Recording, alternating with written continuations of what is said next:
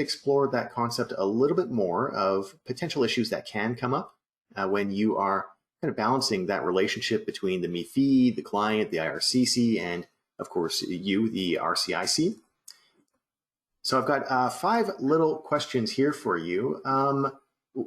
Who contacts you basically? What are the most typical inquiries that you get from people who are thinking about Quebec specifically? Like the candidate or the inquiry?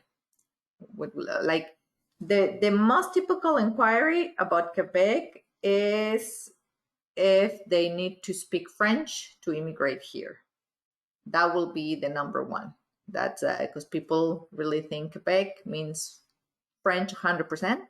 So that's the most common question that we will get.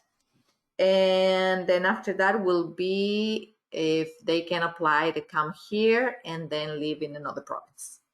Okay, that's the most common. The 2 most common, yeah. Okay, interesting. That's it. And then what's the general profile of the people who contact you and they're specifically interested in Quebec? It's mostly young professionals who are planning, to come to Quebec, who are looking for a better opportunity in the professional aspect. We have also families with young kids because they want better opportunities for their kids, and also students like current students in their own country who are already planning for future immigration. Okay, interesting. And it seems like there's a bit of a trade-off because if you have a young professional and they want to come here to maybe flourish in their career versus a family where is it typical where you'll have like an engineer or something in Mexico or whatever with a family and then they immigrate here and then they're kind of starting over with their career? They're almost taking like a step back in their career. Meanwhile, the young professional might be taking a step forward.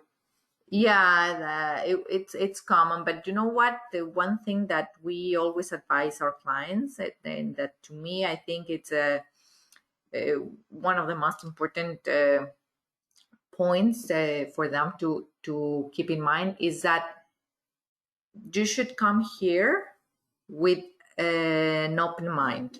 You should come here thinking that or open to explore no matter what work opportunity you will have, because it's a complete new country. You're starting from zero, so that will open doors for you. Maybe at the beginning you don't want to work in your field, but just after 2 or 3 different jobs that you take, it's gonna take you to what you want to do.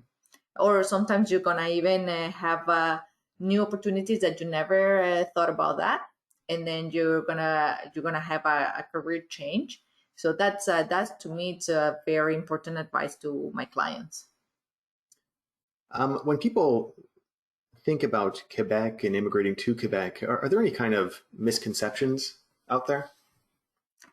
Yeah, they think, well, one will be the French. They think that without French they cannot come here, which is not true, because we've seen it before in the presentation that even without French, someone will be able to qualify. And another one will be that immigrating through Quebec, it's very easy. Like it will be like they will not even look to another options in the rest of Canada because someone told them that go to Quebec because that's super easy.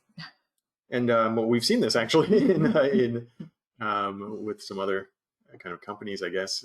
And I would say it's kind of unethical the way that some companies present. They're not RCICs, but the way that some companies present Quebec. And what do these kind of unethical companies do when they're promoting Quebec, or they're saying, oh yeah, Quebec's really easy. Quebec, oh, if you have 2 kids, yeah, you qualify for Quebec.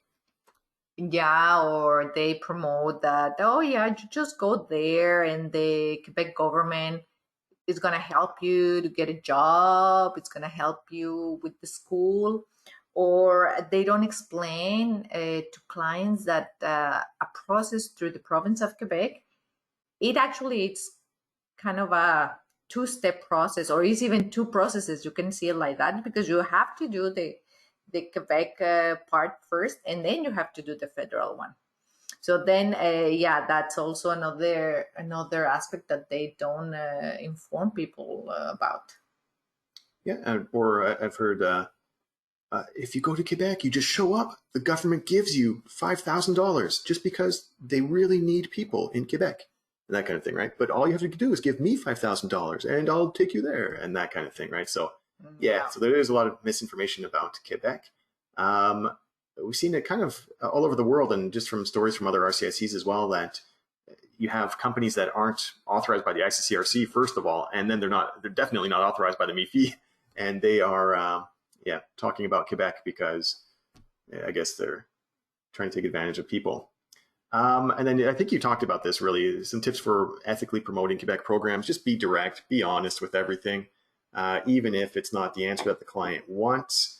And then on the other side, what do you look for when you're screening clients who are thinking about immigrating to Quebec? Because you don't want to waste your time on a client who's not serious, or a client who maybe doesn't qualify.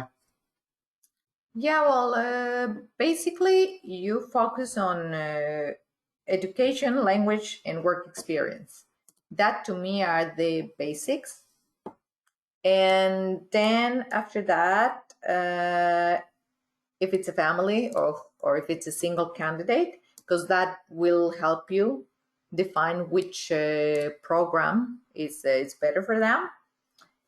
And another thing is if they are willing to study in case they don't qualify for direct immigration, if they are open to go back to school, and of course if they have the economic funds to do it, because that of course is not it's not going to be for free or cheap. But if they can see this as an investment to later on gain their permanent residency, then that for sure is someone who's serious and who's really interested in starting a process with you. And it's interesting too, because when you bring up that study and transition option to people, how many of them actually want to do it? I will say more than 50% are willing to do it. I mean, if they have to, they are willing to. Okay, interesting. For a lot of other RCICs have a really difficult time with that, where it's interesting because a potential client will say, hey, I'm willing to invest $200,000 in a business if it allows me to immigrate. And then if you bring up that option and say, well, if you're willing to invest $20,000 in an academic program, well, you immigrate and it's a lot faster. You get that work permit, that authorization to work and everything like that. But the feedback is that people just don't want to do that. Yeah, a lot of people are not, as I said, they don't want to go back to school. But I found that people coming to Quebec, if from the beginning you explain the options that they may have and you put that on the table, they will consider, and more than 50% will be open to do it if that's the path that is gonna let them to permanent residence. Perfect. So we've got just a couple little minutes left here. I wanted to hand